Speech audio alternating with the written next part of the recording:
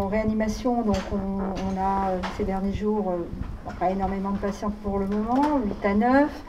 Sur les patients, les âges vont, hier je regardais, de 42 ans à 83 ans. Donc on a quand même une proportion importante de personnes qui sont relativement jeunes et qui ont moins de 60 ans. Donc comme pour la première vague. L'arrivée des nouveaux cas, en particulier en collectivité, on voit que ça s'accélère effectivement tous les jours. Et donc on voit ces nouveaux cas arriver. Donc voilà, on parle de vague, mais c'est exactement ça. Partout, le masque doit être de rigueur. Il n'y a pas de secret. Le lavage des mains, vous le savez, et puis la distanciation. Vraiment, les cas que nous trouvons en milieu du travail, par exemple, c'est un problème de distanciation, un problème de masque. Et puis, toujours pareil, une promiscuité dans les temps de repas, dans les temps de réunion.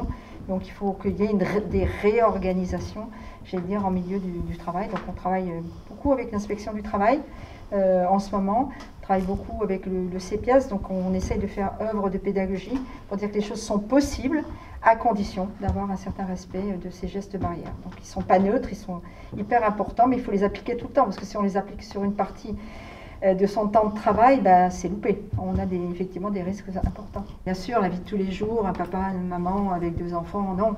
Mais quand on a des personnes avec qui on n'a pas l'habitude d'être, oui, pour le respect des uns et le respect des autres, je conseille effectivement le masque. C'est pas de trop.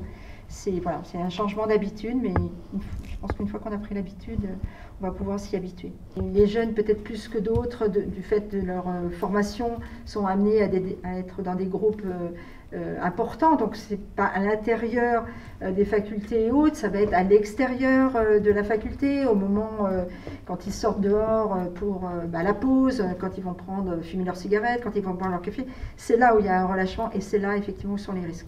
Après, il y a l'extérieur de l'université, lors de soirées qui sont soit dans les appartements des uns et des autres, soit encore dans des cafés, que ces contaminations se font. Elles sont vraiment réelles et on le constate, nous, tous les jours.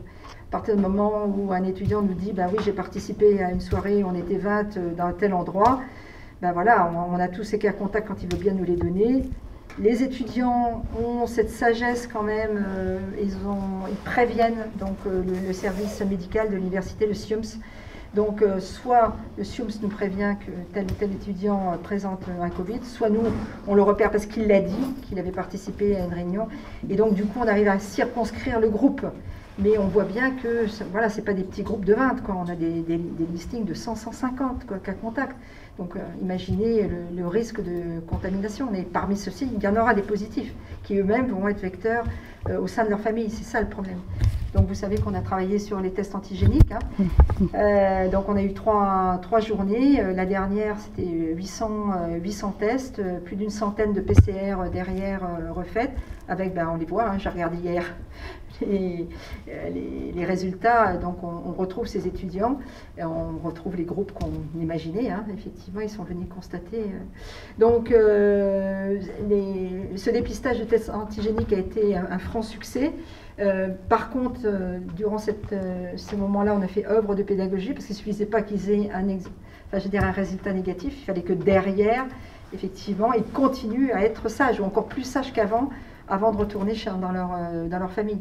Donc c'est le test, oui, mais c'est surtout la pédagogie, l'information, la communication.